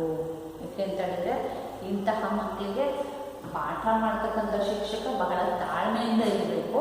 ಮತ್ತು ತುಂಬ ವಿನೋದದಿಂದ, ಹಾಸ್ಯದಿಂದ ಕೆಲವೊಮ್ಮೆ ಆ ಮಕ್ಕಳಿಗೆ ಪಾಠವನ್ನು ಅರಿವು ಮಾಡಿಕೊಡ್ತಕ್ಕಂತಹ ಒಂದು ಚಾಕಚಕ್ಯತೆ ಆ ಶಿಕ್ಷಕನಿಗೆ ಇರಬೇಕು. ಮತ್ತು ಈ ಮಕ್ಕಳ ಅವರಿಗೆ ಅವರು ಫಾಸ್ಟಾಗಿ ಕಲಿಯಲಿಕ್ಕೆ, ವೇಗವಾಗಿ ಕಲಿಯಲಿಕ್ಕೆ ಬೇಕಾಗಿರ್ತಕ್ಕಂಥ ಅವರಿಗೆ ವಿಶೇಷ ತರಬೇತಿಗಳನ್ನು ಕೊಡಬೇಕು. ಅವರದೇ ಆದ ವೇಗದಲ್ಲಿ ಕಲಿಯಲಿಕ್ಕೆ ಇಲ್ಲಿ ದೃಕ್ಶ್ರವಣೋಪಕರಣಗಳನ್ನು ಬಳಸ್ತಾರೆ. ಇಲ್ಲಿ ನಾವು ದೃಕ್ಶ್ರವಣೋಪಕರಣಗಳನ್ನು ಬಳಸ್ಕೊಳ್ಳೋದ್ರಿಂದ ಆ ಮಕ್ಕಳು ಸ್ವಲ್ಪ ಬೇಗ ಕಲಿಯಲಿಕ್ಕೆ ಸಾಧ್ಯ ಆಗುತ್ತೆ. ಮತ್ತು ಕ್ರೀಡೆ, ಸಾಂಸ್ಕೃತಿಕ ಅಂತಹ ಚಟುವಟಿಕೆಗಳಲ್ಲಿ ಇವ್ರನ್ನ ನಾವು ಸಕ್ರಿಯವಾಗಿ ತೊಡಗಿಸ್ಕೋಬೇಕು. ಅವರ ಅವಧಾನವನ್ನು ಹೆಚ್ಚಿಸೋ ರೀತಿಯಲ್ಲಿ ತರಬೇತಿಯನ್ನು ಕೊಡ್ತಾರೆ. ಇದಕ್ಕೆ ವಿಶೇಷ ತರಬೇತಿ ಪಡೆದ ಶಿಕ್ಷಕರೇ ಬೇಕಾಗುತ್ತೆ. ಯಾಕೆ ಅಂತ ಹೇಳಿದ್ರೆ, ತುಂಬ ಹೆಚ್ಚು ಹೊತ್ತು ಕಾಲ ಅವರು ತಮ್ಮ ಅವಧಾನವನ್ನು ಕೇಂದ್ರೀಕರಿಸಬೇಕು, ಆಸಕ್ತಿಯನ್ನು ಬೆಳೆಸ್ಕೋಬೇಕು ಅವರು. ಇನ್ನು ಅವರ ಭಾಷಾ ಬೆಳವಣಿಗೆ ಆಗುವ ರೀತಿಯಲ್ಲಿ ಭಾಷಾ ಸಾಮರ್ಥ್ಯವನ್ನು ಹೆಚ್ಚಿಸ್ಕೊಳ್ಳಿಕ್ಕೆ ಅವರಿಗೆ ತರಬೇತಿಯನ್ನು ಕೊಡಬೇಕು. ಅದು ಸಹ ಬಹಳ ಮುಖ್ಯ ಆಗುತ್ತೆ. ಹಾಗಾಗಿ ಇಂತಹ ಮಕ್ಕಳನ್ನು ಗುರುತಿಸ್ಬಿಟ್ಟು ಅವರಿಗೆ ಅವರಿಗೆ ಯಾವ ಅಂಗ ಚುರುಕಿದೆ ಅಂತ ತಿಳ್ಕೊಂಡು ಅವರಿಗೆ ಹ್ಯಾಂಡಿಕ್ರಾಫ್ಟ್ ಅಂತಹ ಕೆಲಸಗಳನ್ನು ನಾವು ಕೊಡ್ಬೋದು. ಅಂದರೆ ನಿಟ್ಟಿಂಗ್, ಪೇಂಟಿಂಗ್, ಬ್ಯಾಗ್ ಇರ್ತಕ್ಕಂಥದ್ದು ಅಥವಾ ಗ್ರೀಟಿಂಗ್ ಮಾಡ್ತಕ್ಕಂಥದ್ದು, ಈ ಥರದ ಒಂದು ಕೆಲಸಗಳಲ್ಲಿ ಅವರು ತೊಡಗಿಸೋದ್ರ ಮೂಲಕ ಅವರಿಗೆ ಒಂದು ತರಬೇತಿಯನ್ನು ಕೊಟ್ಟು ಅವರನ್ನ ಸ್ವಾವಲಂಬಿಗಳಾಗಿ ಮಾಡಲಿಕ್ಕೆ ಸಾಧ್ಯತೆ ಇದೆ. ಹಾಗಾಗಿ ಇಂತಹ ಮಕ್ಕಳು ಒಂದು ದೊಡ್ಡ ಕುಟುಂಬಕ್ಕೂ ಒಂದು ದೊಡ್ಡ ಹೊರೆ. ಮತ್ತು ಇಂತಹ ಮಕ್ಕಳು ಏನಾಗ್ತಪ್ಪ ಅಂದರೆ, ಅವರು ಫಿಸಿಕಲಿ ಭಾಳ ಸ್ಟ್ರಾಂಗ್ ಆಗಿರ್ತಾರೆ, ದಪ್ಪ ಇರ್ತಕ್ಕಂಥದ್ದನ್ನು ನೋಡ್ತಾರೆ. ಕೆಲವೊಮ್ಮೆ ಈ ಥರ ಮಾನಸಿಕವಾಗಿ ವಿಕಲರಾಗಿರ್ತಕ್ಕಂಥ ಮಕ್ಕಳು. ಏಕೆ ಅಂತ ಹೇಳಿದ್ರೆ, ಎಲ್ಲ ಮಕ್ಕಳ ಥರ ಚೂಟಿಗೆ ಎಲ್ಲ ಕಡೆ ಚುರುಕಾಗಿ ಕೆಲಸ ಮಾಡಲ್ಲ. ಹಾಗಾಗಿ ಕುಂತತ್ರ ಕೆಲವರಿಗೆ ಏನಾಗ್ಬಿಡುತ್ತೆ ಅಂದರೆ, ಅವ್ರ ಬುದ್ಧಿನೇ ಓದಿಸೋದಿಲ್ಲ. ಹಾಗಾಗಿ ಒಂದು ರೀತಿಯಾಗಿರ್ತಕ್ಕಂಥ ಒಂದು ಆತಂಕ, ಘರ್ಷಣೆ, ಗೊಂದಲ ಇಂತಹ ಸಮಸ್ಯೆಗಳಿಗೆ ಸಿಗಾಕೊಂಡಿರ್ತಾರೆ. ಅಂತಹ ಸಂದರ್ಭದಲ್ಲಿ ಅವರು ಆತಂಕಕ್ಕೊಳಗಾಗದೇ ಅವರಲ್ಲಿ ಸ್ವಾವಲಂಬಿಯಾಗಿ ಬದುಕಲಿಕ್ಕೆ ಏನೇನು ಕರಕುಶಲ ಕೆಲಸಗಳನ್ನು ಮಾಡಲಿಕ್ಕೆ ಸಾಧ್ಯತೆ ಇದೆ ಅಂತಹ ಈ ಹೊಲಿಗೆ ಇರ್ಬೋದು, ಅಥವಾ ಒಂದು ಪೇಂಟಿಂಗ್ ಇರ್ಬೋದು, ಎಂಬ್ರಾಯ್ಡ್ರಿಂಗ್ ಇರ್ಬೋದು, ಅಥವಾ ಆರ್ಟಿಕಲ್ಚರ್, ಸಿರಿಕಲ್ಚರ್, ಅಗ್ರಿಕಲ್ಚರ್, ಇಂತಹ ಕೆಲವು ಕೆಲಸಗಳಲ್ಲಿ ಅವರು ತೊಡಗಿಸೋದ್ರ ಮೂಲಕ ಆ ಮಕ್ಕಳು ಸ್ವಾವಲಂಬಿಯಾಗಿ ಬದುಕುವ ರೀತಿಯಲ್ಲಿ ಮಾಡಲಿಕ್ಕೆ ಬಹಳ ಮುಖ್ಯವಾದಂಥ ಜವಾಬ್ದಾರಿಯನ್ನು ಮನೆಯಲ್ಲಿರ್ತಕ್ಕಂಥ ಪೋಷಕರು ತಗೋಬೇಕು, ಶಾಲೆಯಲ್ಲಿ ಶಿಕ್ಷಕರು ತಗೋಬೇಕು, ಮತ್ತು ಸಮಾಜದ ಜವಾಬ್ದಾರಿಯೂ ಇದರಲ್ಲಿದೆ. ಅದಕ್ಕಾಗಿ ಇವತ್ತು ನಾವು ನೋಡ್ತೇವೆ, ಸರ್ಕಾರ ತುಂಬ ಹಣವನ್ನು ಇಂತಹ ಮಕ್ಕಳಿಗೋಸ್ಕರ ಖರ್ಚು ಮಾಡ್ತಕ್ಕಂಥದ್ದನ್ನು ನೋಡ್ತಾ ಇದ್ದೀವಿ. ಅವರಿಗೋಸ್ಕರನೇ ಡೆಫ್ ಆ್ಯಂಡ್ ಬ್ಲೈಂಡ್ ಸ್ಕೂಲ್ಸ್ ಇದೆ, ಅಥವಾ ಮೆಂಟಲಿ ರಿಟಾರ್ಡೆಡ್ ಮಕ್ಕಳಿಗೆ ಬೇರೆ ಶಾಲೆಗಳನ್ನು ಸ್ಥಾಪನೆ ಮಾಡಿಬಿಟ್ಟು ಅದಕ್ಕೋಸ್ಕರ ಕೇಂದ್ರ ಸರ್ಕಾರದ, ರಾಜ್ಯ ಸರ್ಕಾರದಿಂದ ಧನ ಸಹಾಯ ಬರುತ್ತೆ. ಅದಕ್ಕೆ ವಿಶೇಷ ತರಬೇತಿ ಉಳ್ಳಂಥ ಶಿಕ್ಷಕರು ಇರ್ತಾರೆ. ಆ ರೀತಿಯಲ್ಲಿ ಅವರಿಗೆ ಶಿಕ್ಷಣವನ್ನು ಕೊಡೋದ್ರ ಮೂಲಕ ಅವರನ್ನು ಸ್ವಾವಲಂಬಿಯಾಗಿ ಬದುಕೋ ರೀತಿಯಲ್ಲಿ ಒಂದು ಮಾಡುವ ಪ್ರಯತ್ನವನ್ನು ಎಲ್ಲರೂ ಸಹ ಸೇರಿ ಮಾಡ್ತಾ ಇರ್ತಕ್ಕಂಥದ್ದು ನಾವು ನೋಡ್ತಾ ಇದ್ದೀವಿ. ಹಾಗಾಗಿ ಇವತ್ತು ಮಾಡಿದ ಪಾಠದ ಮೇಲೆ ಏನೇನು ಪ್ರಶ್ನೆಗಳು ಬರುತ್ತದೆ, ಶ್ರವಣ ಸಾಮರ್ಥ್ಯದ ಸವಾಲುಗಳುಳ್ಳ ಮಕ್ಕಳೆಂದರೆ ಯಾರು ಅಂತ 1 ಮಾರ್ಕ್ಸ್ ಕೇಳ್ಬೋದು. ಇನ್ನು ಶ್ರವಣ ಸಾಮರ್ಥ್ಯದ ಸವಾಲುಗಳ ಮಕ್ಕಳ ಲಕ್ಷಣಗಳೇನು ಅಂತ 2 ಮಾರ್ಕ್ಸಿಗೆ 5 ಮಾರ್ಕ್ಸ್ ಕೇಳ್ತಾರೆ. ತುಂಬ ಇಂಪಾರ್ಟೆಂಟ್.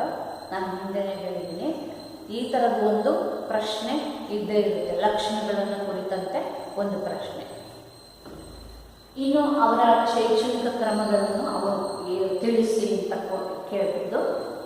ಅದು ನೆಕ್ಸ್ಟು ಮಾನಸಿಕ ಸವಾಲುಗಳುಳ್ಳ ಮಕ್ಕಳು ಅಂದರೆ ಯಾರು, ಅದು 1 ಮಾರ್ಕ್ಸ್ ಕೇಳ್ತಾರೆ. ಮಾನಸಿಕ ಸವಾಲುಗಳುಳ್ಳ ಮಕ್ಕಳ ಲಕ್ಷಣಗಳನ್ನು ತಿಳಿಸಿ ಅಂತ 5 ಮಾರ್ಕ್ಸ್ ಕೇಳ್ಬೋದು. ಅಥವಾ ಆ ಮಾನಸಿಕ ಸವಾಲುಗಳುಳ್ಳ ಮಕ್ಕಳಿಗೆ ಶಿಕ್ಷಣ ಯಾವ ರೀತಿ ಕೊಡ್ತೀವಿ ಅಂತ ನಾವು ಕೇಳ್ಬೋದು. ಅಥವಾ 10 ಮಾರ್ಕ್ಸ್ ಕೇಳಿದ್ದಾರೆ. ತುಂಬ ಕಡೆ ಯಾವುದಾದ್ರೂ ಈಗ ದೃಷ್ಟಿ ಅಥವಾ ಶ್ರವಣ ಒಂದು ಸಾಮರ್ಥ್ಯದ ಒಂದು ಕೊರತೆ ಇರ್ತಕ್ಕಂಥ ಮಕ್ಕಳ ಲಕ್ಷಣಗಳನ್ನು ಅವರಿಗೆ ಶಿಕ್ಷಣ ನೀಡುವ ವ್ಯವಸ್ಥೆಯನ್ನು ತಿಳಿಸಿ ಅಂತ ನಾವು ಕೇಳ್ಬೋದು. ಹಾಗಾಗಿ ಇದಿಷ್ಟು ಪ್ರಶ್ನೆಗಳನ್ನು ಈ ಅಧ್ಯಾಯದಲ್ಲಿ ಇವತ್ತು ಮಾಡಿದ ಪಾಠದ ಮೇಲೆ ಕೇಳಲಿಕ್ಕೆ ಸಾಧ್ಯತೆ ಇದೆ. ಇನ್ನು ಈ ಅಧ್ಯಾಯದಲ್ಲಿ ಒಂದೇ ಕಾನ್ಸೆಪ್ಟ್ ಇರ್ತಕ್ಕಂಥದ್ದು, ಕಲಿಕೆಯ ನ್ಯೂನತೆ ಉಳ್ಳಂತಹ ಮಕ್ಕಳು ಅಂದರೆ ಯಾರು, ಅವರ ಲಕ್ಷಣಗಳೇನು, ಅವರಿಗೆ ಎಂತಹ ಶಿಕ್ಷಣ ಕೊಡಬೇಕು ಅಂತಕ್ಕಂಥ ಒಂದು ಕಾನ್ಸೆಪ್ಟ್ ಈ ಅಧ್ಯಾಯದಲ್ಲಿ ಬರುತ್ತೆ. ಇದು ಕೊನೆಯ ಕಾನ್ಸೆಪ್ಟ್. ಇದನ್ನು ಮಾಡಿದ ಮೇಲೆ ನಾನು ಈ ಅಧ್ಯಾಯದ ಮೇಲೆ ಏನೇನು ಪ್ರಶ್ನೆಗಳು ಕೇಳಬಹುದು ಅಂತ ಹೇಳ್ಬಿಟ್ಟು ಎಲ್ಲವನ್ನು ಹೇಳ್ತಾ ಹೋಗ್ತೀನಿ. ಚೆನ್ನಾಗಿ ನೀವು ಅವನ್ನು ನೋಡ್ಕೋಬೇಕು. ಈಗ ನಿಮಗೆ ಇಟ್ಟಿರ್ತಕ್ಕಂಥ ಸಿಲೆಬಸ್ಸಲ್ಲಿ ನಾಳೆಗೆ 4ನೇ ಚಾಪ್ಟರ್ ಮುಗಿದಿದೆ. ಇನ್ನು 5, 6, 2ನೇ ಚಾಪ್ಟರ್ ಇರ್ತಕ್ಕಂಥದ್ದು. ಹಾಗಾಗಿ ಚೆನ್ನಾಗಿ ನೀವೇನು ಮಾಡಬೇಕಪ್ಪ ಅಂದರೆ, ನಾನು ಹೇಳಿದ್ದೀನಿ ಪ್ರತಿಯೊಂದು ಪ್ರಶ್ನೆ ಅಧ್ಯಾಯದ ಮೇಲೂ ಯಾವ್ಯಾವ ಪ್ರಶ್ನೆಗಳನ್ನು ಕೇಳ್ತಾರೆ, ಎಷ್ಟೆಷ್ಟು ಅಂಕದ ಪ್ರಶ್ನೆಗಳನ್ನು ಕೇಳ್ತಾರೆ, ಅದಕ್ಕೆ ಯಾವ ರೀತಿ ನೀವು ಉತ್ತರ ಬರಬೇಕು ಅಂತಕ್ಕಂಥ ಎಲ್ಲ ಸಲಹೆ ಸೂಚನೆಗಳನ್ನು ಕೊಡ್ತಾ ಬರ್ತಾಯಿದ್ದೀನಿ. ಅವನ್ನ ಅನುಸರಿಸ್ಕೊಂಡು ಪ್ರಶ್ನೆ ಉತ್ತರವನ್ನು ಚೆನ್ನಾಗಿ ನೋಡ್ಕೋಬೇಕು. ಏಕೆಂತಂದರೆ ಮತ್ತೆ ಹೇಳ್ತದೆ, ಈ ವರ್ಷ ಎಕ್ಸಾಮ್ ಮಾಡ್ತಾರೆ, ಯಾವ ಕಾರಣಕ್ಕೂ ನಿಲ್ಲಿಸೋದಿಲ್ಲ ಅನ್ನೋದು ನಿಮ್ಮ ಮನಸ್ಸಿನಲ್ಲಿರಲಿ. ಹಾಗಾಗಿ ಪಾಠ ಕೇಳಿಕೊಂಡು ಚೆನ್ನಾಗಿ ಪ್ರಶ್ನೆಗಳ ಉತ್ತರಗಳನ್ನು ರೆಡಿ ಮಾಡ್ಕೊ